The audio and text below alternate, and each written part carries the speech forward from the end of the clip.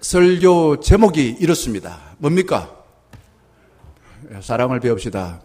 이건 뭐 말하면은 목사님 뭐 사랑 배워야 됩니까? 뭐 다 남자 여자 같이 살다 보면은 애도 낳고 뭐 다 그러다 한평생 끝나죠. 이렇게 보통 이제 생각하는 경우들이 많으리라고 생각되어집니다. 저는 결혼하기 전에 이 두 문구에 상당히 이게 중요하게 생각하고 가슴에 새기고 살았습니다. 하나는 뭐냐 하면은 떼아르댕 신부가 말한 그 오메가 포인트입니다. 오메가 포인트. 무슨 말이냐? 자, 내가 예수를 믿는 것은 하나님의 사랑과 하나 되어서 결국은 예수 그리스도를 닮아가는 것이 내 삶의 궁극적인 목적이라 그러죠. 내 삶의 궁극적인 내 신앙생활의 궁극적인 목적은 예수 그리스도를 닮아가는 것. 이거 하나였고, 두 번째는 이겁니다. 자, 어떤 사람과 관계도 그렇지만 특별히 남자와 여자, 남편과 아내 관계에서 사랑 이외에 그 어떤 것도 개입시키지 마라. 이 두 가지를 저는 지금도 그렇습니다. 이 두 가지를 제 삶에 아주 중요한 그 사랑을 대하는 태도의 원칙으로 정하고서 살아가려고 합니다. 자, 아내를 처음 만났을 때에 참 재밌게 말했어요. 그리고 섬세하게 보살펴 주어서 제 눈에 확 들어왔습니다. 제 마음에 이런 생각이 들었습니다. 저 여자하고 같이 살면 참 재밌겠다. 이런 생각이 들었어요. 그래서 다른 거 전혀 안 살폈습니다. 그의 집안이 어떤지, 그의 학벌이 어떤지, 그의 경제력이 어떤지 전혀 보지 않았습니다. 그리고 이 사랑할 여인과 함께 살 것과 또 만들어갈 가정을 나름대로 내가 좀 이렇게 배워야 되겠다라는 생각에서 여러 가지 책들을 사가지고 공부를 했어요. 그리고는 이렇게 잡을 했죠. 누가 뭐라 하더라도 나는 좋은 남편 될 거야. 이렇게 잡을 했습니다. 그리고 나는 능력 있는 아버지가 될 거야. 그런데 말입니다. 결혼해서 얼마 안 가 살아보니까 우리 아내가 책 속에 나오는 그런 보편적인 여자하고 좀 다르더라고요. 세상에 딱 하나밖에 없는 그런 여자로서 좀 까칠까칠했습니다. 저는 또한 가장으로서 능력이 없었습니다. 제가 능력이 있다고 생각했는데 막상 살아보니까 능력이 없더라고요. 그래서 고민을 하고 이런저런 갈등이 있으면서 그 당시에 제가 다니기도 했고 교육전사로 3년 있었던 교회 담임 목사님한테 가서 고민을 털어놨습니다. 그러자 담임 목사님이 이렇게 자기 경험을 솔직하게 말해줬습니다. 나는 말이요, 저보다 한 10살 많거든요. 나는 10년 동안 결혼하여 살면서 서로를 이해하고 헌신하여 맞추는데 애를 썼다. 그런데 다른 사람하고 다시 맞추려고 하면 힘든다. 그래서 난 다른 사람 사는 거 포기했다. 이런 이야기를 하시더라고요. 저는 그 담임 목사님의 조언이 가슴에 박혀서 지금도 좋은 남편 돼야지, 좋은 아버지 돼야지, 열심히 배워야지, 이런 마음을 가지고 살아갑니다. 왜 우리 인간은 너나 할 것 없이 사랑에 목말라 할까요? 인간만 갖고 있는 독특한 부분입니다. 자, 동물은 그러면은 사랑할 줄 알까요? 모를까요? 동물은 사랑이 아니라 짝짓기 하여 번식하는데 목을 매지, 사랑하는데 목을 매지 않습니다. 우리는 부모와 하나님으로부터 분리되었습니다. 그래서 불안해요. 불안해서 사랑에 갈망합니다. 혼자 되어서 온전하지 못하여 외롭습니다. 누구도 보호해주고 책임져주는 이가 없기 때문에 부끄럽습니다. 나는 혼자다. 이런 생각이 듭니다. 그리고 확실하게 아는 것은 내가 죽을 일밖에 없구나 라는 생각에 두려워요. 이런 외로움과 부끄러움과 두려움을 갖고 살아갑니다. 그래서 사춘기가 되어지면은 이게 좀 이렇게 복잡하게 얽혀요. 사춘기가 되기 전까지는 모든 걸 누가 다 책임져 줍니까? 부모가 다 책임져 줘요. 그러니 부모가 나의 보호자예요. 부모가 나한테 사랑 줄 자예요. 필요한 걸 다 주기 때문에 다른 사람에 대해 관심이 없습니다.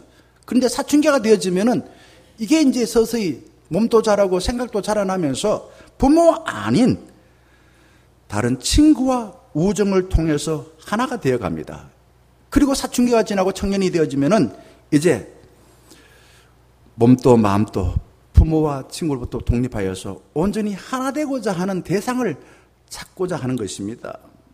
저 사람만 만나면은 내가 갈망하고 있는 그 모든 것, 나를 보호해주고 나를 지켜주고 나를 더 크게 만들어주는 그 사람이 될 거야 라고 생각하여서 결혼하셨지요. 그렇죠? 나를 죽일 것 같은데 결혼한 사람은 아무도 없을 것입니다. 만연의 사랑에 푹 빠져가지고 결혼했습니다. 근데 현대인들은 왜 결혼 안 할까? 우리나라 많은 젊은 사람 결혼 안 하는 이유가 뭘까? 저는 이렇게 생각을 해봤습니다. 돈만 주면은 육체에 필요한 걸 다 채워줍니다. 얼마나 편리한 세상 삽니까? 구태여 나의 부족한 거를 뭐 사람한테 가서 뭐 보호받고 또 채워주기를 바라고 그럴 필요가 없어요. 돈이 다 해결해주고 이 발달된 물질 문명이 우리의 부족한 것을 아낌없이 채워주는 겁니다. 그러니 결혼하지 않고 자기가 쉽게 통제할 수 있는 애완동물만 키우는 사람들이 늘어가는 것입니다. 자, 여기에서 우리가 동물이 하는 것을 사람으로 말하지 않고 저는 짝짓기라고 했습니다. 사람도 짝짓기를 하긴 해야 돼요. 사람도 동물적인 부분이 있기 때문에. 그러나 사랑을 저급과 로우와 하이, 좀 고급스럽고 좀 꽤 높은 사랑이 있다고 생각되어집니다. 저급한 사랑은 이런 것입니다. 둘이 만났어요. 남자 여자 만났는데 강한 사람이 약한 사람을 완전히 지배해버려요. 그래서 둘은 약한 사람은 없어지고 강한 사람만 있어요. 돈 많은 강한 사람이 있거나 힘센 강한 사람이 있거나 어떤 강한 사람만 있고 힘 약한 사람은 완전히 없어지게 됩니다. 그런데 성숙한 사람은 달라요. 두 사람이 만나요. 두 사람 다가 남자가 있고 여자가 있습니다. 그런데 그 사람의 인격체가 고스란히 보호받고 존중 여김 받습니다. 그리고 둘이가 하나 되었을 때는 둘 이상이 되어집니다. 셋이 되어지고 넷이 되고 다섯이 되고 무한대가 되는 겁니다. 이게 성숙한 사랑인 것입니다. 어떤 사랑을 원하십니까? 저급한 사랑? 그것 때문에 못 살겠다고 말하지 않습니까? 성숙한 사랑을 원하실 거라 생각되어집니다. 하나님께서 동물을 만드실 때는 고급스러운 사랑을 원하는 동물이 아니라 그냥 주어진 환경에 의해서 살 수 있도록, 추운 겨울에는 추위를 이길 수 있도록 동물에게 뭘 줬습니까? 털을 줬어요. 자, 새들은요, 한 곳에 머물러서 먹이를 다 먹을 수 없으니까 날개를 주었습니다. 하나님은 그런 것들 통해서 니는 구태여 그냥 머리 쓰고 그냥 복잡하게 생각하고 그렇게 살지 않아도 충분히 내가 만들어 놓은 환경 속에 살 수 있다. 그 동물을 그렇게 만드신 겁니다. 그러나 인간은 동물과 달라요. 강한 것 같지만 연약합니다. 추위가 오면은 우리는 동물처럼 털이 없습니다. 그래서 뭘 만들었습니까? 옷을 만들었어요.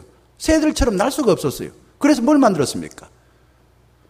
에드블로 만든 것도 있지만 비행기를 만들었잖아요. 이것이 바로 창조의 능력입니다. 근데 인간은 하나님과 부모로부터 독립되어 불안한 것을 창조 능력을 통해서 어찌 보면 자연을 정복하기도 하고 많은 생산적인 물건을 만들긴 했어요. 물건을 만들긴 했지만은 그러나 남자와 여자가 하나 되는 데는 서툽니다. 배우지를 않았어요. 요한복음 4장에 보게 되면 예수님이 사람들이 다니지 않는 뜨거운 대낮에 사마리아라는 지역의 수가라는 성의 우물에서 한 여인을 만났습니다. 그리고 그 여인에게 뭐라고 욕을 했습니까? 물 좀 줬어. 이 노래 해가지고 유명한 사람이 된 사람이 있습니다. 한무식이 가수. 물 좀 달라는 거예요. 예수님이 여인에게 말을 걸었습니다. 근데 우리 성경이 자연스럽고 당연하다 생각되지만은 그러나 이거 큰일 날 일입니다. 예수님은 유대인이고 남자입니다. 그리고 여인은 사마리아 이방인이고 여진입니다. 그러면 말을 걸었다라고 하면 누가 만약에 그걸 보고서 고발을 하려면 이 사람은 인종차별이라는 율법과 성차별 율법에 걸리게 되어서 예수님이 시비 고난을 당할 수가 있는 것입니다. 예수님은 깊은 갈망에 목말라 하는 여인을 크게 사랑하기 위하여 본인이 고난당할 각오를 하신 거예요. 예수님은 먼저 물을 갖고 이방 여인에게 10절의 말씀 보게 되면은 내가 누구인지 알았더라면은 당신이 나에게 물 좀 달라고 요구했을 것이요. 이렇게 이야기합니다. 알쏭달쏭한 이야기예요. 예수님이 무슨 우물 갖고 있습니까? 바가지가 있습니까? 이런 이야기를 해요. 자, 여인은 15절 말씀에 보게 되면은 이렇게 적극적으로 반응해요. 영원히 목마르지 않는 물을 내게 주어서 번거롭게 물길로 오지 않게 해주세요. 당장에 사람들 보기에 안 부끄럽고 내가 여기 물길로 오지 않는, 수고를 하지 않는 그러한 사는 게 얼마나 편한 겁니까? 육체적으로 편하고 사람들 보기에 편하고, 그러니까 몸과 마음이 편하기 위해서 물 좀 주세요. 당신이 줄 수 있다면 주세요. 이렇게 적극적으로 반응했다는 겁니다. 자, 예수님이 왜 이렇게 했을까? 왜 물 달라 했을까? 여기에는 깊은 뜻이 있습니다. 단순한 행위를 넘어서 거기에 뒷면에 깔려있는 의미가 있다 이거죠. 예수님 물을 통해서 가벼운 갈망을 해결해 주어서 여인이 먼저 예수님을 신뢰하도록 만들었습니다. 여인은 예수님 볼 때 보통 사람하고 달랐어요. 사람들 볼 때마다 저 여자 그냥 외모가 어떻고, 옛날에 남자가 몇 명이었고, 동네에서 어떤 행실을 했고 판단하고, 그리고 정죄하고 비난했지만은 예수님은 결코 그렇게 하지 않았습니다. 예수님은 여인을 있는 모습 그대로 받아들였어요. 그러니 여인은 예수님의 그 마음과 그 말을 통해서 깜짝 놀랐습니다. 이 사람이 이런 사람이 있나? 그리고는 자기의 다쳤던 마음을 예수님께 여는 것입니다. 예수님은 여인의 갈증이 어디서 왔는지 스스로 깨닫게 하기 위해서 16절에 이렇게 요구합니다. 뭐를 데리고 오라고 이야기합니까? 남편을 불러오라. 이렇게 말합니다. 이게 참네. 이게 무슨 말이냐, 이게. 이게 이 말 속에 들어있는 또 깊은 뜻이 있어요. 예수님은 이 여인에게 네가 먹고 살기 위해서 남자를 이용해가지고 네 굶어 죽지 않기 위하여 그 이용한 남자들이 얼마만큼 많으냐, 이런 질문이 달려있어요. 요걸 좀 심리학적으로 달려보게 되면은 너는 깊은 갈망을 해결하기 위해서 남자들을 얼마만큼 이용했냐, 이런 뜻이 이 속에 담겨 있는 것입니다. 하나님과 분리되어서 생긴 외로움과 수치, 두려움을 감춰줄 6명의 남자를 번갈아 만났으나 하나같이 이 여인에게 인격적으로 대해줄 사람이 없었던 것입니다. 번번이 사랑에 실패한 이 부끄러움으로 사람이 없는 대낮에 혼자 물길로 나왔던 것입니다. 여인은 자신을 따뜻하게 받아줄 예수님을 신뢰하여서 부끄러운 줄도 모르고 이렇게 대답합니다. 뭐라고 대답합니까? 나는 남편이 있다 없다? 없다라고 대답했습니다. 왜 없다라고 대답합니까? 자기에게 남편이 말하는 것은 여기는 주인이에요. 주인. 여기서 남편은 그냥 남자 이런 정도가 아닙니다. 그게 내 주인이 없다 이거죠. 너무 많아서 없다고 이야기했을까요? 어쨌든 자신이 주인이 없다. 그래서 내가 목말랐는데 남자를 찾아서 해결하려 했고, 그리고 묵고는 단지 육체적인 목마름을 해결하기 위해서 아무도 보지 않는 곳에 내가 대낮에 그렇게 물길로 나왔다라고 솔직하게 자기의 마음을 털어놓습니다. 그때 예수님께서는 정직하게 속마음을 말하는 여인에게 이렇게 맞장구를 쳐줍니다. 네가 남편이 없다 하는 말이 옳도다.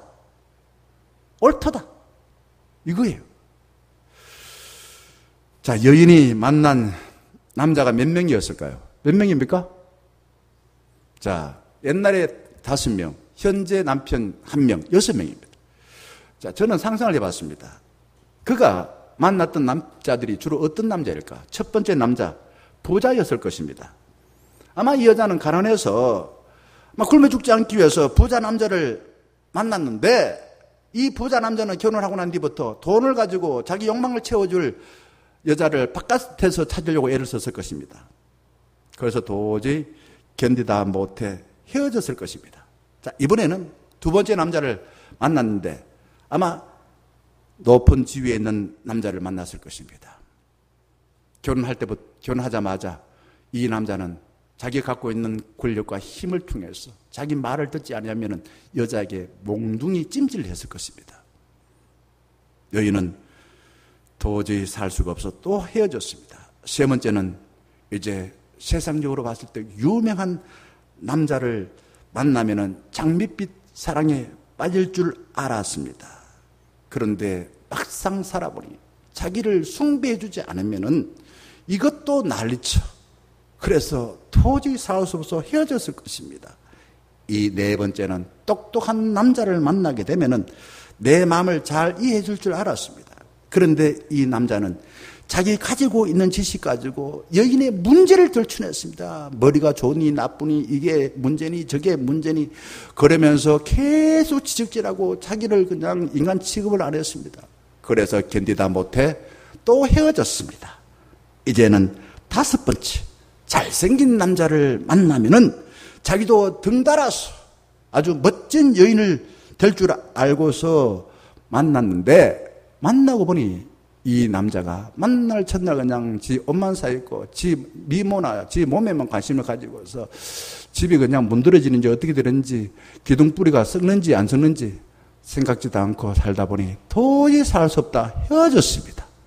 이제 여섯 번째입니다. 안 되겠다. 착한 남자를 만나면은 그렇게 힘들지 않겠지라고 생각하고 만났습니다. 막상 살아보니 착하기는 한데 게을러 터졌어요. 돈을 벌지 않고 굶어 죽을 것 같습니다. 만날 첫날 손가락 빨아야 됐습니다. 결국은 또 헤어질까 생각하고 있었던 것입니다. 자, 여인은요, 어떤 삶을 살아왔습니까? 제가 봤을 땐 여인은 아마 예뻤을 것 같아요. 몸매도 아마 예뻤을 것 같아요. 남자한테 살살거리 잘했을 것 같아요. 수완이 좋아서.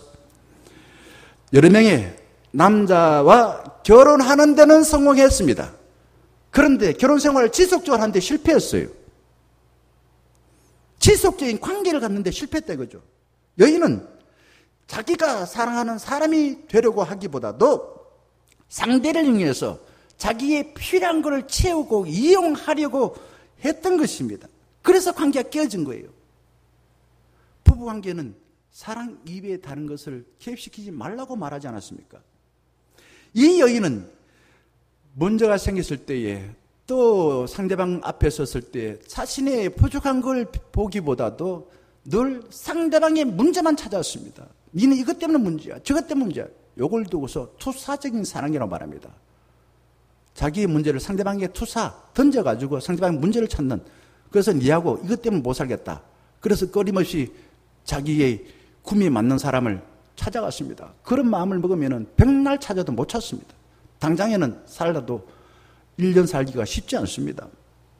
또한 이 여인은 백설 공주 환상에 빠져서 결혼이라는 현실이 어떤지를 전혀 배우지 않았어요. 알려고도 하지 않았습니다. 훈련받지도 않았습니다. 그래서 결혼에 실패했던 것입니다.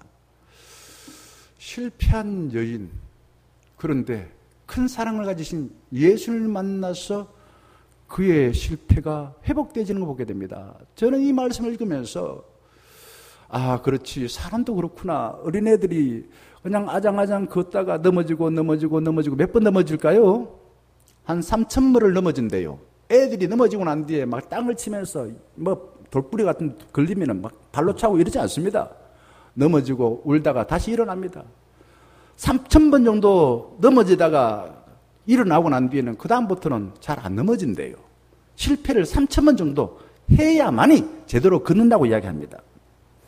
예수님은 물 가지고서 육체적인 갈망 이야기를 하시다가 이번에는 남편을 가지고 마음의 갈증을 이야기하시다가 마지막에는 예배로 근본적인 갈증을 이야기하고 계십니다.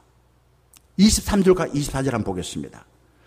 예수님은 하나님과 분리해서 생긴 근본적인 갈증을 해소할 때 가벼운 갈증도 해소된다는 겁니다.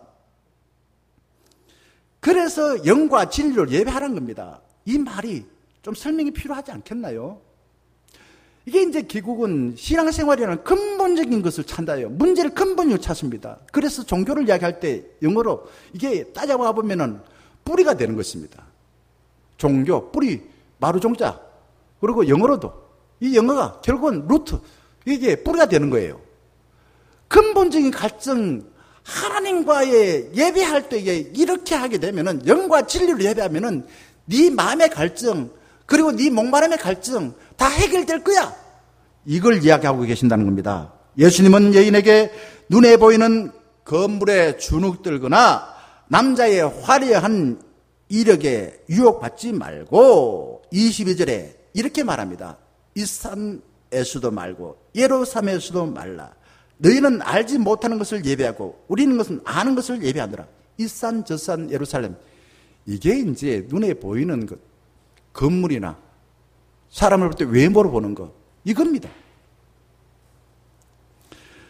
하나님과 분리되어 생긴 갈증을 해소하는 방법은 그런 것이 있지 않다. 외모에 있지 않다. 예수님은 참되게 예배하라. 참되게가 말은 무슨 말입니까? 진실하게 있는 모습 그대로, 내 모습 이대로 주 봐두옵소서. 실패하면 실패한 대로, 상처받으면 상처받은 대로, 잘하면 잘한 대로. 우리가 완전하지 못해요. 아까 예배하기 전에 틀어둔 찬양 보게 되면은 주는 완전합니다. 그러나 우리는 불완전합니다. 그게 인간이에요. 불완전한 것 부분이 있어요. 어둠도 있고 빛이 있습니다. 완전히 비친 사람 없습니다. 제가 무슨 완전히 빛이시겠습니까? 그렇게 기도하지도 않겠지만 저도 어두운 부분이 많아요. 있는 모습 그대로 하나님께 예배하라. 그게 참되게 예배하는 것입니다. 주님께 뻥 뚫린 내 마음을 바치게 되면은 하나님은 우리를 보고 진실하고 정직한 마음을 어여삐 여기시고 그 마음을 하나님의 형상대로 회복해 주시고 하나님 마음을 알고 살기를 원하시는 거예요. 하나님 마음을 가고. 예수님은 여인의 문제에 뿌린 영혼의 갈증을 해소해 주려고 성령님의 가르침을 받아 있는 모습 그대로 하나님을 신뢰하여 바치라. 사람들은 그거 보이면은 니를 무시하고 니를 짓밟고 그러지만은 하나님은 그러지 않아. 자비와 긍휼을 부사하신 하나님은 니를 불쌍히 여기고 니를 그냥 새롭게 하기 위해서 너의 정직한 마음 있는 모습 그대로 어두운 마음을 보고서 밝게 따뜻하게 해주신다 라는 것입니다. 그게 영과 진리로 예배하는 것입니다. 예수님은 하나님과 부모와 분리되어 생긴 두려움을 주님께 보여드릴 때 해소된다 라고 처방을 내리신다는 겁니다. 여인은 예수님을 통해서 하나님과 화목하여서 갈증이 해소되고 나니 과학의 실패로 인해서 부끄러운 일도 모르고 그 다음 말씀 마지막 보게 되면 이렇게 나와 있어요. 4장 28절 보게 되면은 물동이를 버리고 동네로 들어가서 사람들에게 말합니다. 뭐라고 말할까요? 저 사람이 나를 이렇게 새롭게 변화시켜 주셨어요. 가서 기뻐하며 주님을 찬양하는 모습을 보게 되집니다. He is changing me. 사랑해 주님. 내가 이렇게 변화되고 내 마음에 기쁨이 생기고 내 마음의 근본적인 갈증들이 해소된 것은 주님이 원하시는 대로 영과 진리로 예배하니 내 마음의 갈증도 해소되었어요. 내 육신의 갈증도 해소되었어요. 예수님이 나를 변화시켜 주셨어요. 사랑에 실패한 여인이 예수님을 만나서 예수님이 그 실패를 변화시켜 주어서 이제는 온전한 모습으로 회복해 주셔서 근본적인 갈증은 해소되고 이제는 주님을 인하여 기뻐하며 주님을 찬양하는 사람으로 변화시키게 되었다라는 것입니다. 여러분, 사랑이 뭘까요? 사랑은 한순간 핑크빛 하트와 같이 황홀해지는 것일까요? 오늘 아침에 우리 전사님들하고 이야기하면 그렇습니다. 그렇지, 한 번도 사랑해보지 않으면 그럴 거야. 오랫동안 외롭게 살다가 갑자기 내하고 다른 상대방을 만나면은 나의 그냥 난 얕은 갈증, 육체의 갈증을 해소하기 위해서 해소해 줄 대상이 상대방이기 때문에 내 가슴이 그냥 분홍색 하트와 같이 별이 빛나듯이 가슴 속에서 막 빛나요. 그러니 가슴이 그냥 쿵쾅 거려요. 그런데 그게 계속될까요? 안 됩니다. 예를 들어서 한여름에 땀을 뻘뻘 흘리면서 일하고 나면은 목이 타서 물 한 잔만 먹으면 얼마나 좋겠습니까? 그런데 물 한 바가지를 먹고 난 뒤에 그냥 갈증이 해소됩니다. 그 다음에 물을 보면은 물이 뭘로 보입니까? 그 다음에 말입니다. 갈증이 다 해소되고 난 뒤에 물 안 먹겠다는데 사람이 입을 쫙 벌려가지고 물 집어넣어 줘보세요. 고문한다 죽을 것 같아요. 그냥 물은 안 넘어가고 물 때문에 숨 막히 죽을 것 같아요. 똑같은 물인데 왜 다를까요? 갈증이 해소되고 나니까 육체적인 갈망이 해소되고 나니까 그 다음에는 그 물이 더 이상 나한테는 좋은 것이 아니라 나쁜 것으로 다가오더라는 겁니다. 하나님과 부모로부터 분리되어서 오랫동안 외로움, 부끄러움, 두려움을 안고 지내다가 갈증을 풀 대상을 만나게 되면은 오랫동안 외롭게 혼자 살다 보면은 내 사랑할 상대를 만나면 잠시 동안에는 핑크빛 하트가 번쩍 하는 거예요.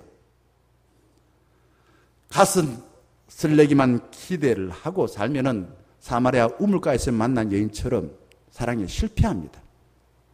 그 다음엔 다른 것이 필요한 것이에요. 에릭 프롬은 사랑의 기술에서 가짜 사랑을 말합니다. 가짜 사랑 이런 거다 이거죠. 강한 힘으로 연약한 자를 조종하면서 상대방에게 적당히 필요한 걸 주고서는 내가 상대방 괴롭히는 거예요. 괴롭히니까 상대방은 자기 필요한 걸 주는데 저 사람 싫다고 그러면 나 버릴까 싶어서 어쩔 수 없이 꼼짝없이 그냥 학대당하면서 살아가는 거예요. 이게 이제 겉으로는 하나 되는 것 같지만은 폭력에서 하나 되는 것을 사디스트라고 말합니다. 과학적인 사랑이라고 말합니다. 또 반대로 내가 맞고 억압당하면서 생존을 위해서 하나 되어 살아가는 것을 비과학적 마조히스트라고 말합니다. 맞는데도 그냥 굶어줘요. 우리 어머니가 가끔 그 이야기해요. 내가 16살에 우리 집에 그냥 굶어 죽을 것 같아서 일찍 너 아버지하고 결혼했다. 가만히 생각해보니까 그래. 그랬지만은 아버지가 엄마를 어떻게 하셨을까? 그랬죠. 엄마 아버지 만나서 잘 살지 않았나? 그런데 자꾸만 가난해서 일찍 결혼했는데 이런 이야기 하면 마음이 조금 그래요. 어쨌든 지금은 그런 이야기 하지 않지만은 그런 이야기를 할 때가 있었습니다. 자, 또 이것도 가짜입니다. 드라마나 소설이나 영화에 나오는 환상적인 사랑, 그거 가짜예요. 드라마 보고서 저 주인공처럼 당신 사랑해 줄 수 없나? 그 사람이 연기하고 있습니다.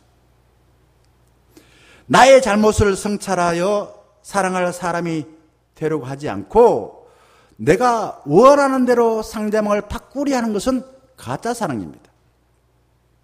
그러면은 성숙한 사랑이 뭘까요? 성숙한 사랑은 4가지가 있습니다. 먼저 상대방을 보호해 줘야 됩니다. 두 번째, 상대방에게 집중해야 됩니다. 세 번째, 상대방을 위해서 온전히 책임져야 됩니다. 네 번째, 상대방에 대한 지식을 배워야 됩니다. 이 4가지를 가져야만이 성숙한 사랑을 할 수 있다고 에릭 프롬을 이야기합니다. 저는 그것을 예수님께서 이미 다 말해 주었다고 생각합니다. 우리가 집중하여 확실하게 배울 지식을 25절 말씀에 이렇게 말합니다. 오늘 봉독한 말씀 25절 한번 보겠습니다. 이렇게 말해요. 자기를 주신같이 하라. 자기를 주신같이 하라. 이 말은 무슨 말입니까? 자기를 준다는 말은 무슨 말입니까? 자기를 내어주어서 상대방을 살린다 이거죠. 나 같은 죄인 살리신. 그냥 내가 살았습니까? 예수님께서 자기를 내어주어서 죄인인 내가 살아났다는 겁니다. 예수님의 사랑을 자기를 내어주어서 죄인 우리를 살려주었습니다. 예수님은 이술로만 사랑한다고 말하여서 상대방의 혼을 쏙 빼가지고 그 사람을 이용하여 내 욕망을 채우는 사람이 아니었어요. 어젯밤에 유튜브 동영상 보니까 뭐 성락에 있는 누구 김기동 목사라고 하는 사람 귀신 쫓아내가지고 나중에 보니까 형편없이 그냥 나쁜 짓 되고 뭐 또 어디 누구 또 성락에 말고 또 어디 보니 정말 그래요. 목사로서 부끄럽습니다. 혼을 빼가지고 자기가 무슨 귀신 쫓아내준다 혼을 빼가지고 나중에는 그 사람 갖고 있는 재산 빼앗고 그 사람 몸을 빼앗고 예수님 그러지 않았어요. 예수님은 오직 상대방을 살리기 위해 자신을 내어주는 큰 고통을 당하는 사랑을 하신 것입니다. 22절 말씀 그래서 바울은 먼저 아내들에게 자기 남편에게 복종하시오라고 말합니다. 자, 이 말 들으면은 우리 부인 되시는 분, 여자분들은 이게 별로 안 좋아할 것 같아요. 아, 이 시대에 한참 뒤떨어진 이야기를 하면서 그런 말은 성경이 있는 줄 알고는 있지만은 목사님 그런 말 하지 마세요. 얼굴 돌릴 겁니다. 제가 한 2년 전인가요? 결혼식 주례를 합니다.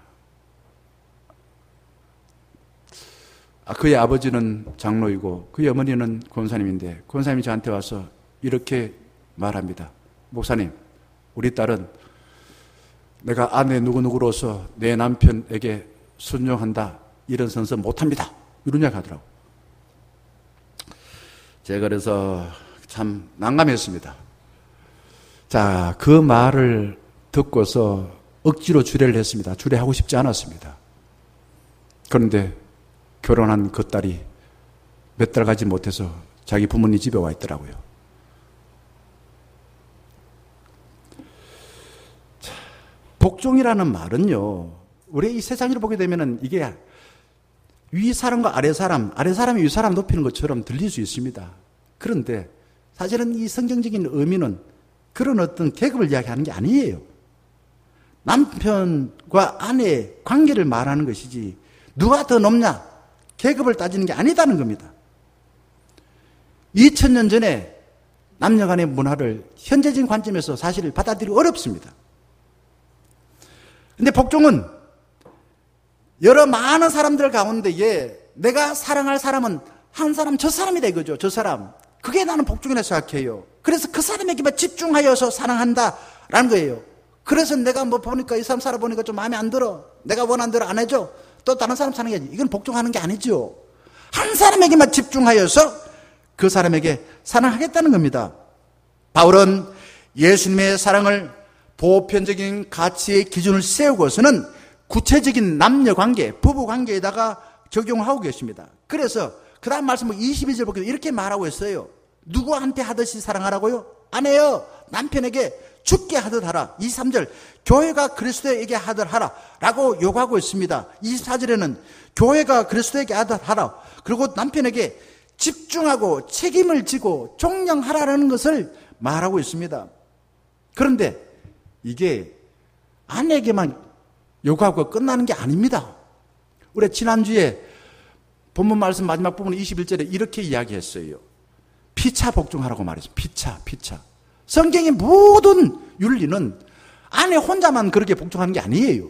남편들도 아내를 피차 복종하듯이 그렇게 사랑하라고 요구하고 있다는 겁니다. 그래서 성질 급하게 그냥 아내, 여자로서 내가 왜 불리하게 남자에게 복종해야 되냐? 왜 내 남편을 그렇게 존경해야 되냐? 이렇게 생각할 수 있습니다. 그러나 한 번 더 참았다가 생각해 보게 되면은 이런 남자들을 그렇게 복종하고 사랑하라는 겁니다. 아내와 남편에게 똑같이 예수님이 우리를 사랑하신 그 마음으로 서로 사랑하라. 그게 피차 복종하는 것입니다. 모든 관계에다가는 바울이 예수님이 말씀하신 황금률이 뭡니까? 골드입니다, 골드. 황금은. 그거 요구를 하고 있어요. 뭐라고 말합니까? 그러므로 무엇이든지 남에게 대접을 받고자 하는 자는 어떻게 하라고요? 너희도 남을 대접하라. 먼저 네가 대접을 하라 이거죠. 우리말로 말하면은 내가 하기 싫은 거 남을 시키지 말고 역지사지. 남들이 좋아하는 게 뭔지, 남들이 필요한 게 뭔지를 살피고서 내가 그걸 해주라 이 말입니다. 25절부터는 남편에게 요구하는 사항이 있습니다. 아내들에게 예수님의 그 큰 사랑으로 아내를 사랑하시오 라고 말하면 이렇게 말합니다. 아내 사랑을 하기를 그리스도께서 교회를 사랑하시고, 예수님께서 교회를 어떻게 사랑했습니까? 피로 값주고 세웠대요. 이 말 할 때에 남편들은 나는 그럼 과연 아내에게 내 자신을 죽이고 내 성질을 죽이고 내 생각을 죽이고 내 욕심을 죽이고 내 아내를 사랑했냐? 라고 물어본다면 저도 부끄러워요. 교회를 위하여 자기 자신을 내어주신 그 주님의 사랑을 받아들여서 남편들이여 아내를 사랑하시오 라고 당부하고 있습니다. 여러분, 이런 남편이라면 여인들이 어찌 존경하고 복종하고 사랑하지 않을 수가 있겠습니까? 안 그래요?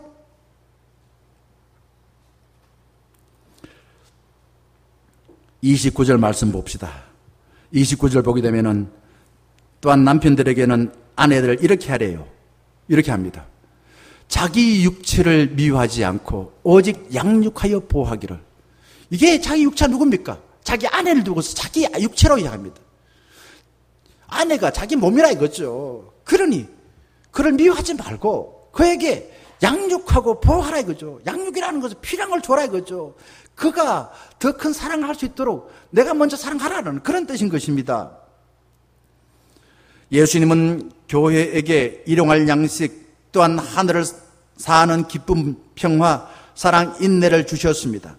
그러니 남편들이요, 예수님이 우리에게 준 것처럼 당신들도 아내에게 정말 살펴보고 필요한 게 뭔지, 정말 근본적 갈증이 뭔지, 말넘어 속에 저 마음이 뭔지 살펴보시오. 그것을 위하여서 기꺼이 자기를 죽이고 헌신하시오. 이렇게 당부하고 있습니다. 일심동체라는 말이 무슨 말입니까?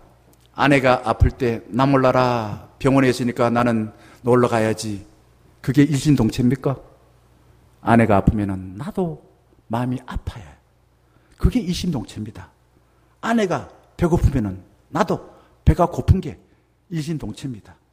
아내가 기쁠 때 나도 기뻐요. 그냥 괜히 그냥 심술 나가지고 무슨 기쁜 일이 있다고 그냥 호들갑을 뜨냐. 당신이 기쁘니 나도 기쁘네. 일심동체라면 그렇게 하는 거예요. 그리고 몸과 마음이 하나 되어서 그의 필요한 것을 양육하고 그리고 돌봐주고 그래서 온전히 책임져 주는 것이 남편의 역할이라는 겁니다. 그런데 인간이 그렇습니까? 인간이 위대하다고 말합니다.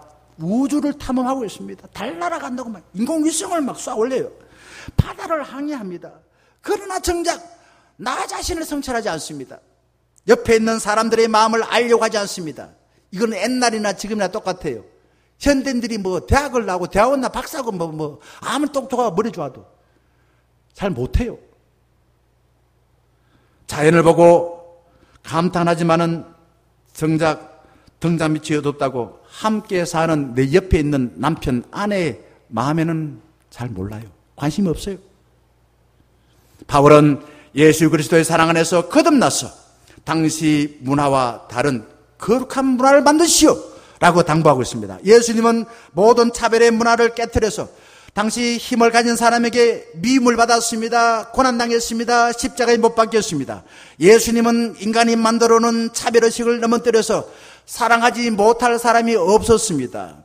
복음서에 보게 되면 예수님이 특별히 사랑했던 사람들은 그 당시 종교나 이념으로 봤을 때 가치 없고 죄인이라고 낙인 찍혔던 사람들이었습니다. 그들에게 더 관심을 갖고 더 안타깝게 여기고 더 자비를 베풀고 더 가까이 다가와서 너도 하나님의 자녀야, 너도 사랑받을 자격이 있어 라고 하며 고난당함에도 불구하고 욕먹음에도 불구하고 사랑을 베풀어 주셨던 것입니다. 그러니 예수 믿는 중년 교우들이여, 너 자신의 생각과 욕망을 좀 내려놓고 니를 좀 희생하고서 상대방을 살리는 사랑에 복종하시오 라고 당부하고 있습니다. 많은 사람들은 말합니다. 남자는 하늘이고 라고 말하면 언제 뜬 이야기입니까? 그러면서 여성을 무시하고 혐오하고 있습니다. 하지만 예수를 믿는 우리 중년가족들은 그리스도의 사랑을 믿고 그 사랑을 받았고 그 사랑을 해야 될 사람입니다. 그러니 차별의식들, 차별하는 전통들 다 폐기 처분해버리고 이제 예수 그리스도의 사랑으로 실천해야 될 줄 믿습니다. 요즘 청년들이 결혼할 상대를 이렇게 생각합니다.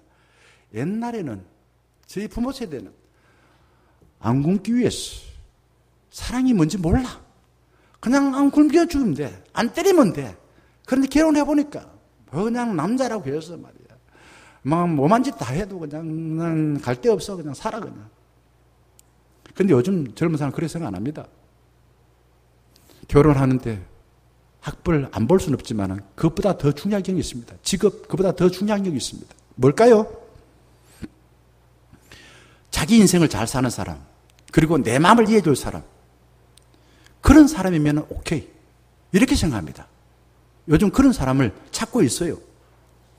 26절 말씀 보게 되면 바울은 성경에 나오는 예수님이 실천하신 사랑을 배우라고 당부합니다. 성숙한 사랑을 하려면 사랑에 대해 지식을 가져라라는 겁니다. 꽃 한 그루도 잘 키우려면 꽃을 알아야 돼요. 저는 꽃을 잘 못 키웁니다. 죄송합니다.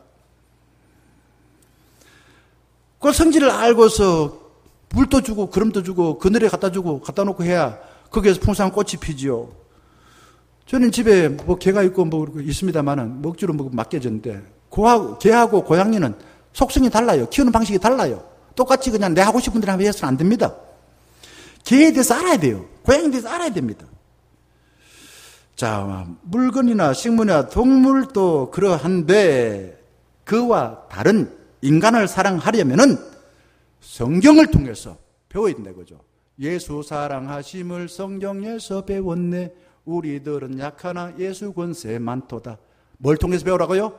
예수를 통해서 성경을 통해서 예수 그리스도의 사랑을 배우라 이거죠. 그걸 두고서 26절 이렇게 말합니다. 물로 씻어 말씀으로 깨끗하게 하사 거룩하게 하시고, 물로 쉰다는 게 세례 예식을 말합니다. 세례는 죽고 사는 겁니다. 과거에 체득한 가짜 사랑, 인간을 상품처럼 취급하던 물질 문화를 예수 그리스도 안에서 죽이시오. 그리고 깨끗하게 한 뒤 예수에 속한 자로서 예수님이 사람을 대하는 방식으로 서로 사랑하시오. 이게 살아나는 겁니다. 죽고서 죽여야 될 게 뭐고 살아야 될 게 뭐냐? 죽이는 것은 세상의 방식의 사랑을 죽이고 예수의 사랑을 다시 살아나는 게 그게 세례의식입니다. 그리고 31절에 이렇게 말합니다. 창세기 2장 24절 말씀을 고스란히 가져왔습니다. 하나님은 아담이 혼자 있는 것을 좋지 않게 보셨습니다. 무엇을 안 좋게 보았다고요? 혼자 있는 것. 그래서 돕는 배필을 지어서 짝으로 맺어주셨습니다. 자, 결혼한 부부는요, 부모를 떠났습니다. 그래서 외롭습니다. 두렵습니다. 주집스럽습니다. 누가 돌봐주고 책임지고 기쁨을 주고 존경해야 되고, 누가요? 옆에 있는 분이, 남편이, 아내가 그걸 해야 됩니다. 부부는 돕는 배필로서 세상의 풍속을 넘어서 하나님의 마음으로 서로 도와줘야 됩니다. 그러니 대화하고 중요한 것을 결정할 때 상대방이 내 마음에 들어올 수 있도록, 상대방의 생각이 내 마음에 들어올 수 있도록 물어보고 그 사람이 말하는 것을 잘 헤아려가지고 같이 결정을 해야 돼요. 그게 배필입니다. 우리가 세상의 방식은 생식기를 가지고서 누가 더 뭐 높니 낮는 거 따집니다. 생식기 가지고서 그걸 차별할 만한 근거가 하나도 없어요. 그러니 중요한 일을, 집안일을 할 때 함께 해야 됩니다. 아이를 낳을 때도 비록 아이를 낳지 않지만은 함께 고통의 현장에 있어야 됩니다. 우리 어머니 그래요. 너 아버지 저를 낳을 때도 친구한테 놀러 갔다. 이런 이야기를 요즘도 하시더라고요. 뭐 그럴 수도 있다고 생각이 드는데, 그게 얼마나 힘들었으면, 얼마나 외로웠으면, 얼마나 두려웠으면 남편이 있어주길 바랐겠어요. 집안일을 할 때, 상대방이 아플 때도 함께 있어줘야 됩니다. 할리 지브라는 결혼에 대해서 이렇게 말합니다. 함께 이때 거리를 두라. 그래서 하늘바람이 너희 사이에서, 부부 사이에서 함께 춤추게 하라. 서로 사랑하라. 그러나 사랑으로 구수하지는 말라. 상대방을 사랑한다고 해서 꼼짝마, 내가 시킨 대로 해, 그러지 말라요. 사랑하면은 그에게 자유도 줘라 이거죠. 함께 노래하고 춤을 추며 즐거워하되 서로 혼자 있게 하라. 마치 현악기, 기타 줄들이 하나의 음악을 울릴지라도 줄은 혼자 있지 않나. 굵은 줄, 작은 줄, 부부가 사랑하지만은 혼자 있도록 좀 자유를 주라 이거죠. 함께 서 있으라. 그러나 너무 가까이 있게 하지 말라. 참나무 숲에 가면은 각각 서 있지 함께 다 붙어 있으면은 그건 벽이에요. 서로의 그늘 속에서는 어떤 나무도 자랄 수가 없다. 남편도 살고 아내도 살려면 어떻게 됩니까? 두 사랑 가운데 그리스도의 사랑을 두어야 될 줄 믿습니다. 사랑하는 충녀가족 여러분, 상품화된 가짜 사랑을 폐기 처분하시고 예수님의 사랑 안에서 다시 태어나서 남편과 아내가 각자의 고유한 사랑을 꽃피우시고 남편과 아내가 함께하여 그리스도의 사랑에 붙잡혀서 풍성한 꽃밭을 만들어 가시기를 주의 이름으로 간절히 축원합니다. 함께